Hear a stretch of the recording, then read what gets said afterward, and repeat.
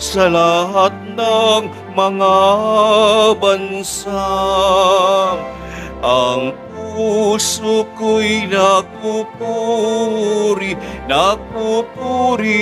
sa Panginoon. Nagagalak ang aking espiritu sa aking tagapagligtas. In the name of the Father, and of the Son, and of the Holy Spirit. Amen. The Lord be with you. And with your spirit. Welcome, dear sisters and brothers. We gather as one family, celebrating the love of God in Jesus Christ our Lord.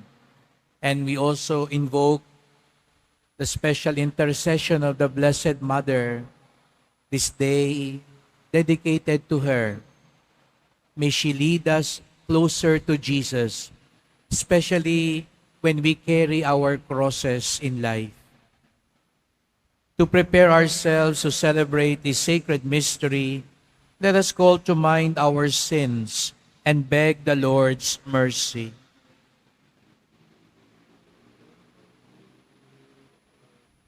I confess to Almighty God And to you, my brothers and sisters, that I have greatly sinned in my thoughts and in my words, in what I have done and in what I have failed to do, through my fault, through my most grievous fault. Therefore I ask Blessed Mary, ever Virgin, all the angels and saints, and you, my brothers and sisters, to pray for me to the Lord our God. May our loving God of mercy on us grant us healing and peace, teach us to forgive one another, and bring us all to everlasting life. Amen. Lord, have mercy. Lord, have mercy. Christ, have mercy. Christ, have mercy. Lord, have mercy. Lord, have mercy. Let us pray.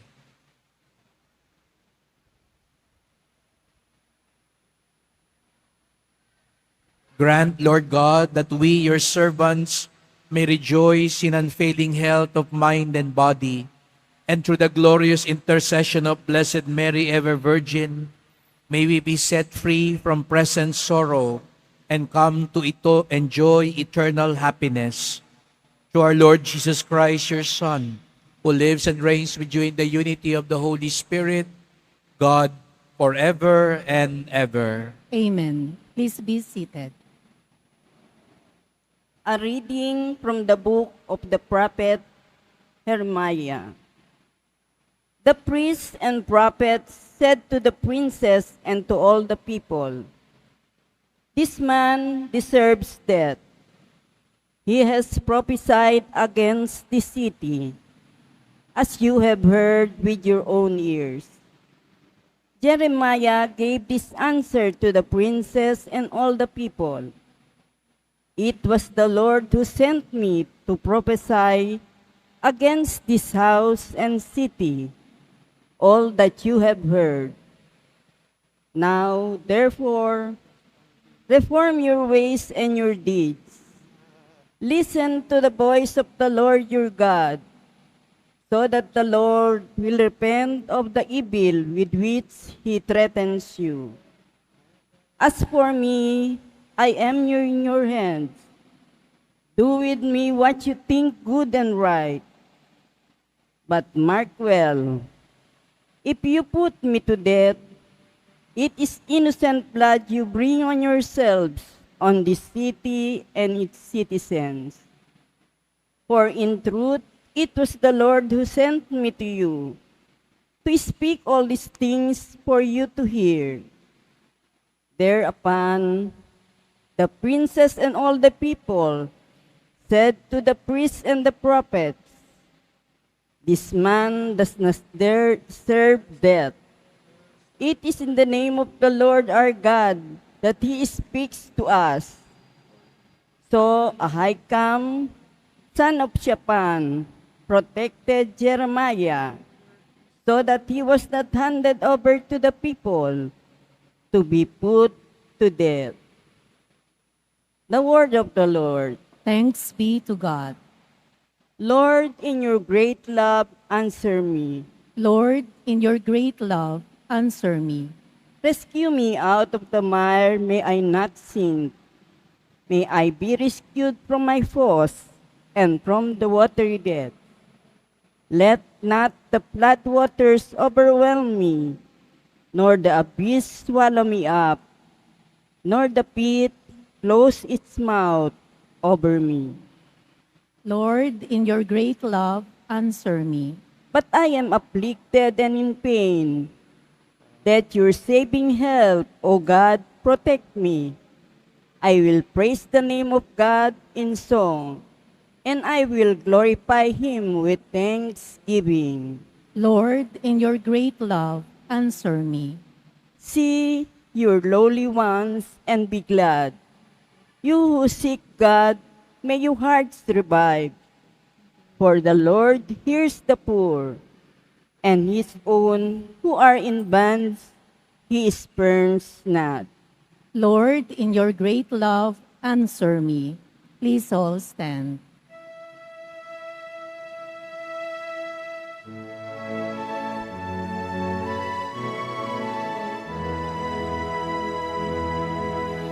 Alleluia, alleluia,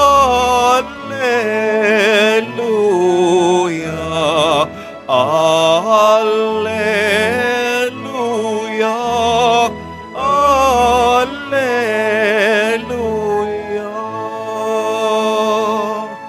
Blessed are they who are persecuted for the sake of righteousness, for there is the kingdom of heaven. Alleluia, alleluia, alleluia, alleluia.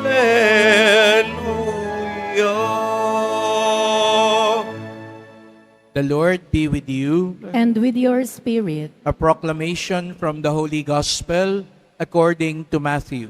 glory to you, O Lord. Herod the Tetrarch heard of the reputation of Jesus and said to his servants, "This man is John the Baptist. He has been raised from the dead. That is why mighty powers are at work in him." Now Herod had arrested John, bound him, and put him in prison on account of Herodias, the wife of his brother Philip. For John had said to him, "It is not lawful for you to have her." Although he wanted to kill him, he feared the people, for they regarded him as a prophet.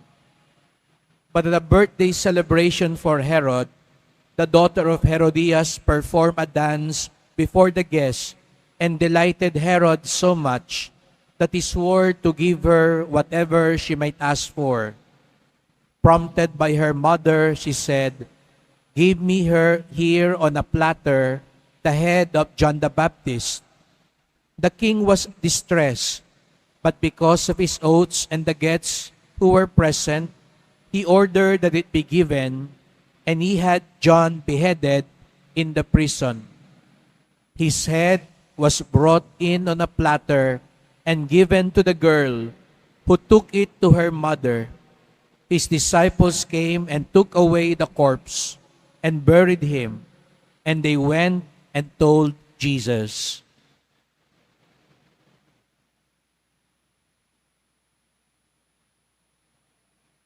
The Gospel of the Lord. Praise to you, Lord Jesus Christ. Please be seated. Good morning, dear sisters and brothers, and welcome to the Minor Basilica and National Shrine of Jesus Nazareno. Sa mga bago pong dating dito sa Quiapo, baka nagtataka kayo bakit naging English yata ang misa natin ngayon sa Quiapo. We hold this Mass every Saturday and we call it the Pilgrim's Mass to welcome even those who are not familiar with Filipino. And this is a request especially of our international devotees. That's why we pray also for those who are joining us online, especially the children and grandchildren of Filipino devotees. Alam natin po yan, marahil meron kayong anak o apo na doon na ipinanganak sa ibang bansa at hindi na marunong managalog at gusto ng kanilang mga magulang, lolo't lola, ituro pa rin ang debosyon sa poong Nazareno sa kanila at maging sa mga asawa nila na mga banyaga. That's why we offer this Mass especially for them. And we know that Saturday also is a day when people from different places who cannot come on Friday, yesterday was First Friday, and I'm sure some people cannot come over, especially from different places, from farther places, and that's why today you are here. And as I said earlier, today is also a special day for Mama Mary. That's why we come here not only as devotees of Jesus Nazareno, but as children of Mary. Kaya palapakan naman natin ang pong Nazareno at ang mahal na Birheng Maria.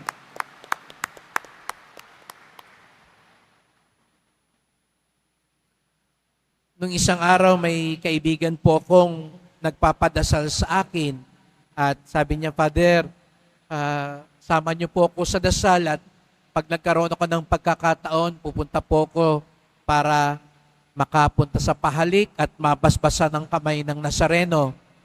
And I asked him why. Because apparently one day ay nakaramdam lang siya ng konting sakit sa may dibdib niya.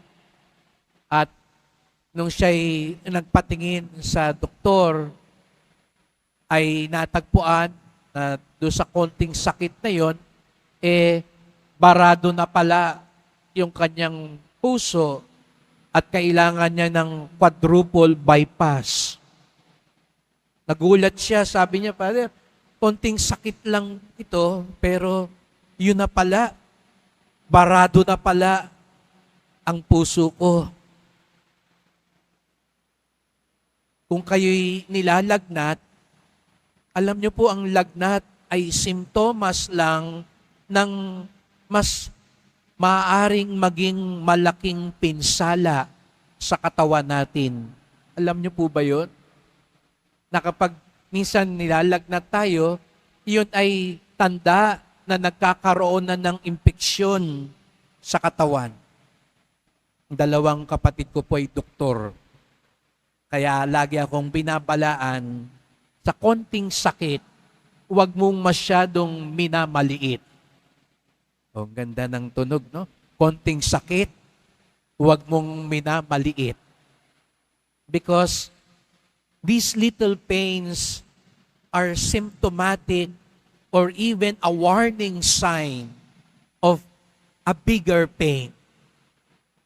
And that is what I invite you to dwell upon. Because pain is something we do not want. Sino ba dito gustong masaktan? Wala naman siguro po. Pero kailangan natin minsang kilalanin ang mga ibang sakit upang maiwasan ang mas malalang sakit. If I ask you to put your finger or hand there, the candle, sa ibabaw ng apoy, anong mararanasan nyo? Mainit. Papaso kayo, di po ba? Masasaktan kayo. Kung hindi kayo nasaktan, aalisin nyo ba yung kamay nyo? Hindi. Kasi hindi ka nga nasasaktan. Pero pag hindi mo inalis yung kamay nyo, ano mangyayari sa kamay nyo? Barbecue ang labas. Nakabuti ba yung nasaktan yung kamay nyo? Nakabuti. Dahil kung hindi, mas delikado ang nangyayari. Ito ang magandang paalala sa atin ngayon ng ating mahal na pong Jesus Nazareno. Kaya nakikita natin siya may krus, may sakit. Minsan, akala ng iba, yung mga deboto ng Nazareno, gusto naman lagi lang nasasaktan eh. Kaya minsan, yun din ang maling akala ng mga deboto, okay lang masaktan. Kaya pag traslasyon, nagkakasakitan. Akala nila ang diwa ng debosyon, yung masaktan. Okay lang masaktan, basta nagdedebosyon. Hindi po, mali po yun. Because we want to look at pain at a proper perspective. Bakit nasaktan si Jesus sa Nazareno? Para maiwasan ang mas malaking sakit para sa atin. At ano yon? Kamatayan, kaparusahan habang buhay. He embraced that pain so that we could be spared from a more dangerous pain. Condemnation, damnation, and death. And that is why today, sisters and brothers, there are pains in our lives we do not welcome. And one pain is correction. Aminin natin, nasasaktan tayo pag tinatama tayo. Aminin. Pag pinagsabihan tayo, nagtatampo tayo, mga kabataan, pag pinagsabihan kayo dahil umuwi kayo ng gabi, sumasama loob nyo sa magulang nyo. Pag iba, binibiro ko, pinagsasabihan ko, halimbawa, ibang nagsasabi, late kayo ha? Tatampo. Pag iba, binibiro ko, nakita kita, tulog ka kanina, nagsisimba ka.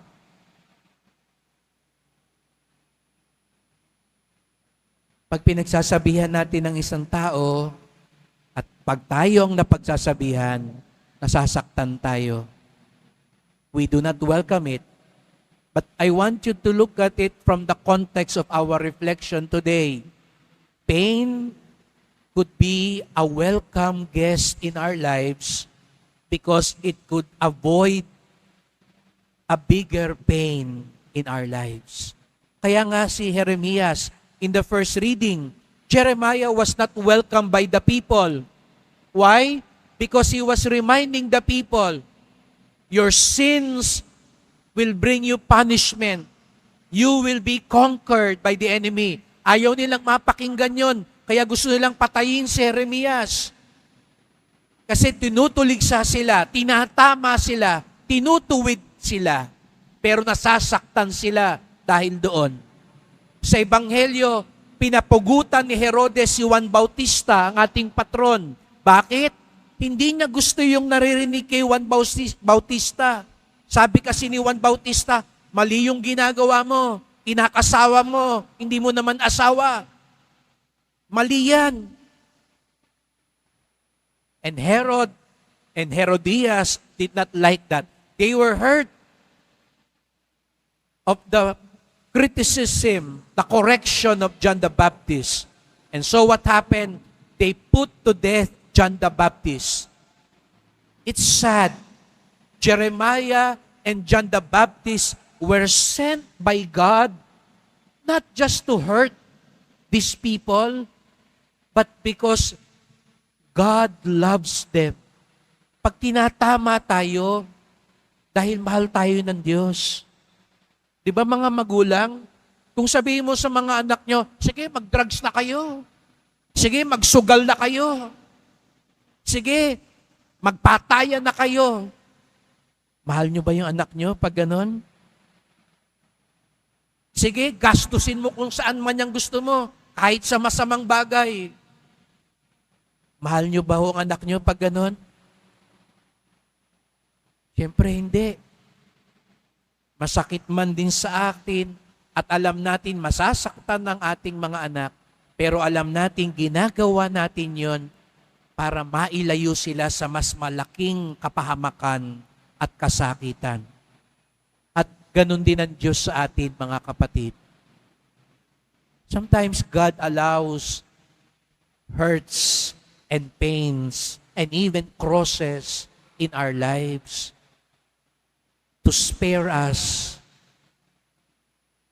to guard us, and even, you may not believe it, to protect us. Tandaan niyo yung sinabi ko kanina, ilagay niyo yung kamay. Kaya ka napaso para mas lalo kang maligtas. Dumadaan ka ba ngayon sa isang sitwasyon na parang nasasaktan ka?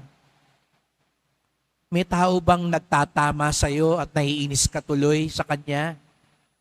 Mas gusto mo tuloy sumama sa mga ibang taong laging ang sagot sa'yo, okay lang yan. Ingat ka.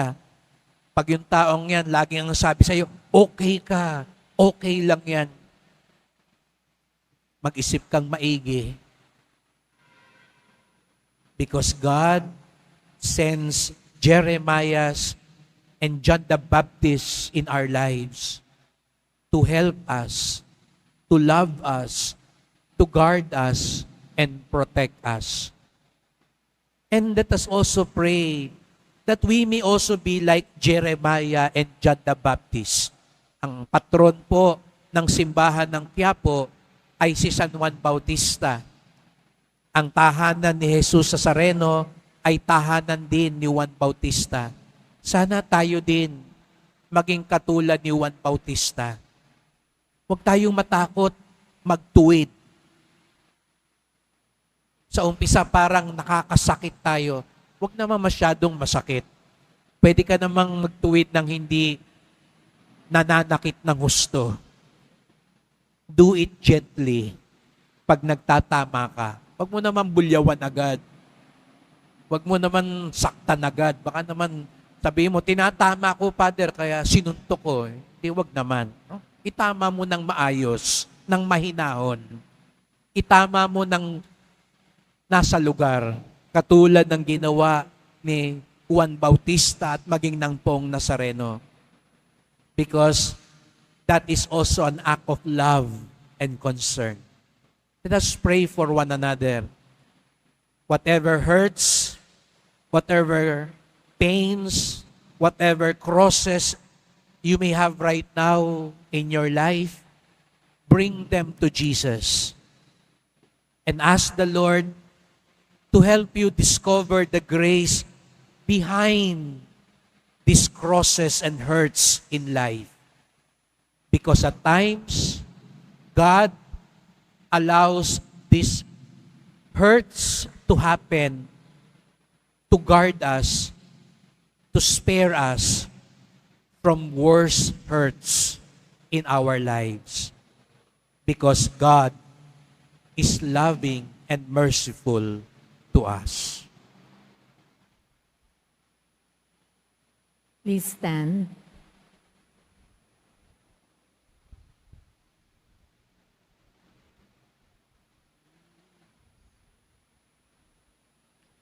We have one Father in heaven and one teacher, His only Son.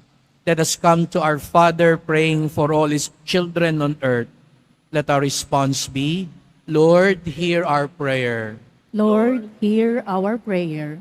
That the Church may be renewed and give faithful witness to the proper values of life, and so help restore a fallen world. Let us pray to the Lord. Lord, hear our prayer. That warring nations may learn to live in harmony and mutual cooperation in bringing peace to the world. Let us pray to the Lord. Lord, hear our prayer. That we may give wholehearted support in upholding the truth and in opposing the subtle influences of evil. Let us pray to the Lord. Lord, hear our prayer. That the sick may receive the comfort of God's love from those engaged in caring for them. Let us pray to the Lord.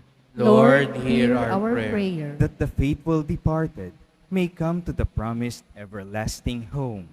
Let us pray to the Lord. Lord, hear our prayer. prayer.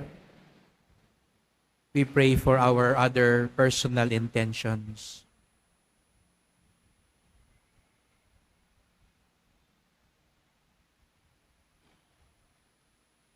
Almighty God and Father, as we offer our prayers, we thank you for your Son, the conqueror of sin and death, who lives and reigns with you forever and ever. Amen.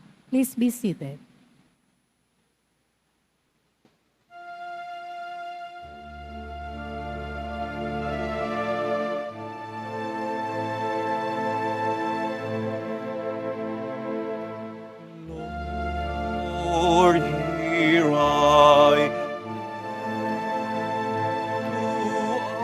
answer your call. Lord, here I am to serve and love you. I have left everything just to follow you.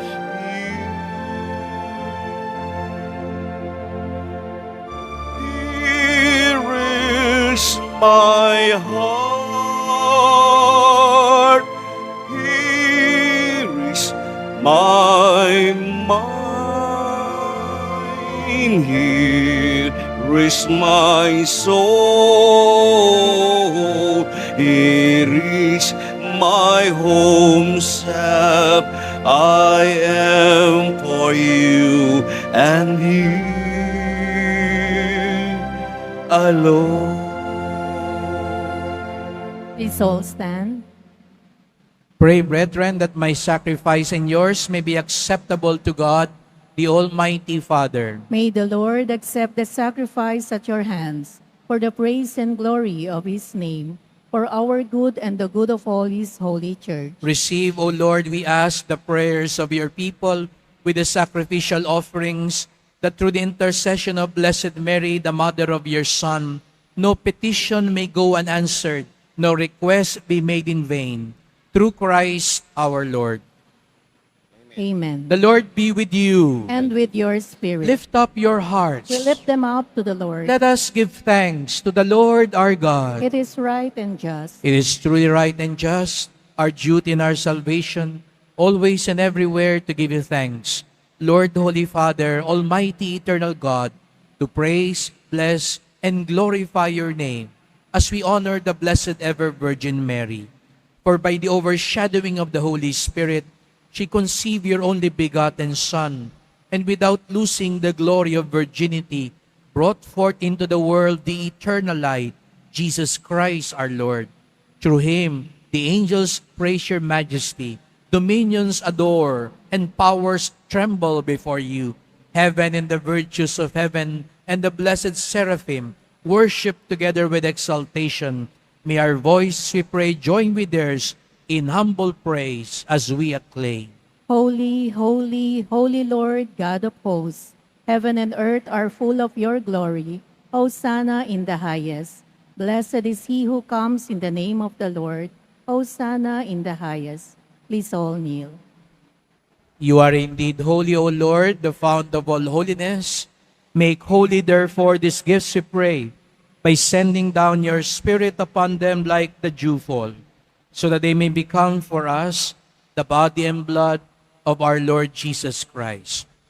At the time he was betrayed and entered willingly into his passion, he took bread and giving thanks, broke it, gave it to his disciples, saying, "Take this, all of you, and eat of it, for this is my body, which will be given up for you."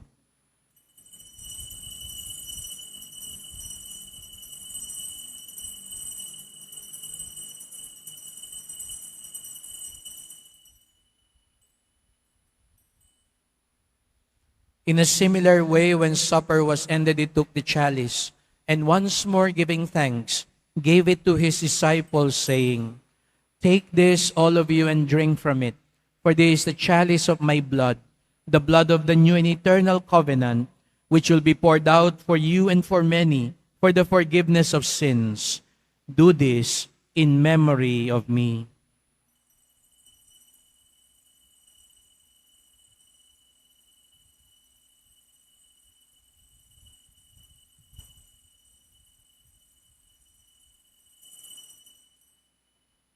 Please all stand.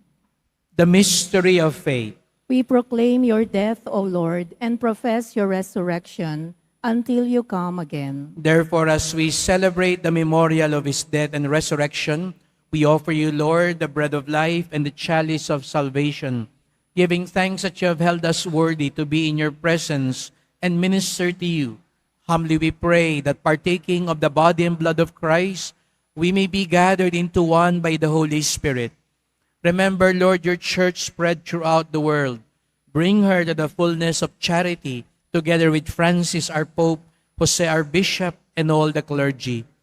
Remember also our brothers and sisters who have fallen asleep in the hope of the resurrection, and all who have died in your mercy. Welcome them into the light of your face. Have mercy on us all, we pray, that with the Blessed Virgin Mary, Mother of God, Saint Joseph, our most chaste spouse, and all the apostles and saints who have pleased you throughout the ages, we may merit to be co-heirs to eternal life and may praise and glorify you through your Son, Jesus Christ. Through him, with him, and in him, O God, Almighty Father, in the unity of the Holy Spirit, all glory and honor is yours forever and ever. Amen. Let us now call on our merciful Father.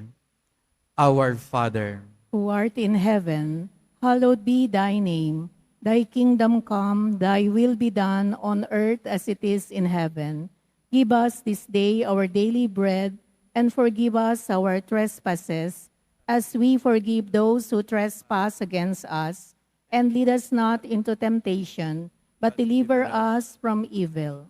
deliver us, Lord, we pray, from every evil. Graciously grant peace in our days. By the help of your mercy, we may always be free from sin, safe from all distress, as we await the blessed hope and the coming of our Savior, Jesus Christ. For the kingdom, the power, and the glory are yours, now and forever. Lord Jesus Christ, you said to your apostles, and now you're saying it to all of us here, peace I leave you, my peace I give you. Lord, do not look on our sins, but look on the faith of your church, and graciously grant her peace and unity in accordance with your will, who live and reign forever and ever. Amen. The peace of the Lord be always with you. And with your spirit. Let us offer each other Christ's peace.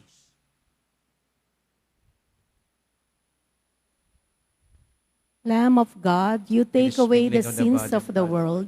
Have mercy on us. Lamb of God, you take away the sins of the world. Have mercy on us. Lamb of God, you take away the sins of the world. Grant us peace. Please all kneel. Behold Jesus Christ, our Lord and Savior, the Lamb of God who takes away the sins of the world. Blessed are those called to the supper of the Lamb. Lord, I am not worthy that you should enter under my roof, but only say the word, and my soul shall be healed.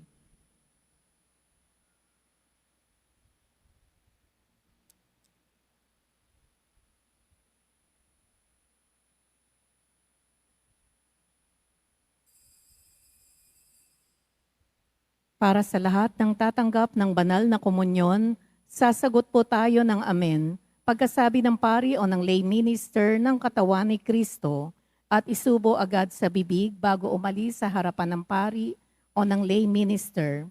Sumunod po tayo.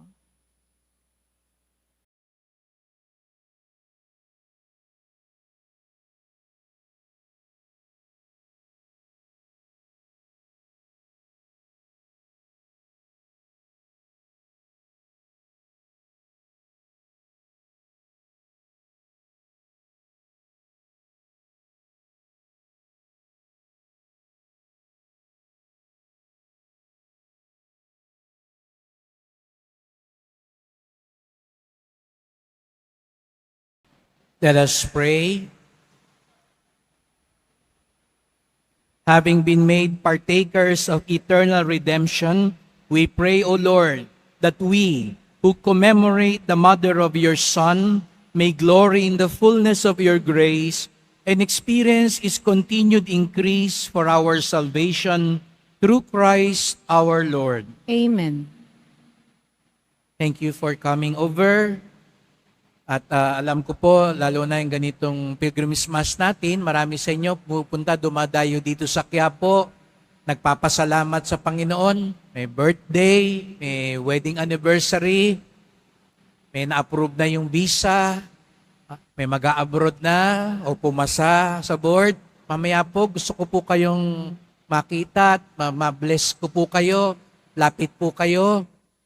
At yung mga galing din po sa mga malalayong lugar. Alam ko, nung isang linggo po, may galing Surigao, Ilocos, Batangas, Rizal. Welcome po kayo dito sa tahanan ni Jesus Nazareno at itong Pilgrim's Mass ay pagkakataon po, lalo na po ako bilang inyong pastol at rektor na makalapit kayo at ma-bless po kayo. Kaya wag ko kayong mahiyang lumapit mamaya. Hindi ako magpapalibre sa may birthday. Kaya lapit lang po para kayo ma-bless at yung mga galing din po sa malalayong lugar. And thank you to those who serve in this Mass. Thank you for your support to the church. Yung mga pamisa po, yung love offerings, online donations, yung mga nagdadala po dito ng bigas, dilata, noodles at iba pang pangayuda. Ang simbahan po ng Quiapo ay isa sa mga unang tumutugon kapag may nasunugan na bagyo. Ngayon po si Father Robert at ang ating SSDM nasa Cagayan upang maghatid din po ng tulong. At lagi po tayo, buwan-buwan, tumutulong sa mga kumbento at simbahan na may programa para sa mga mahihirap. Sapagkat ang debosyon natin sa Poong Nazareno ay nagtuturo sa atin magmalasakit sa ating kapwa.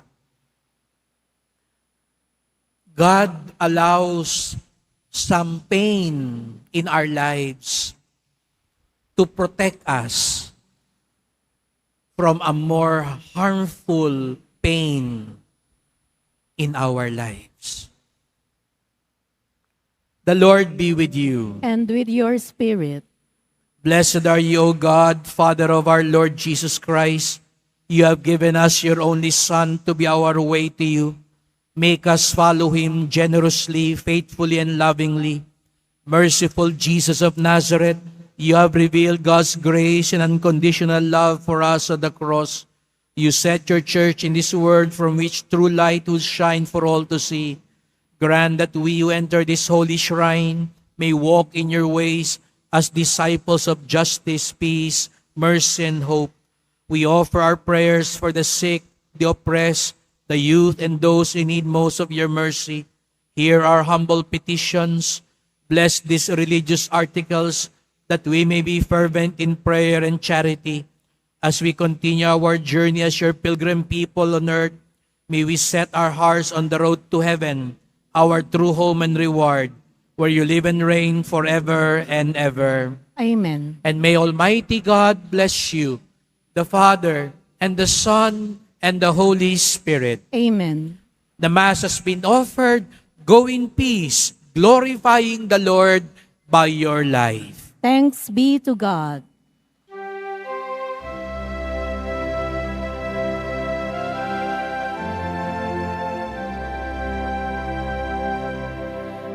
Nuestro Padre Jesús Nazareno, sinasamba ka namin, pinipinto ka namin, aral mo ang aming buhay at kaligtasan. Nuestro Padre Jesús Nazareno, iligtas mo kami sa kasalanan. Ang krus mong kinamatayan ay sagisag ng aming kaligtasan. Nuestro Padre Jesús Nazareno, dinarangal ka namin. Nuestro Padre Jesús Nazareno, dinulwalhati ka namin. Nuestro Padre Jesús Nazareno, dinarangal ka namin. Nuestro Padre Jesús Nazareno, dinulwalhati ka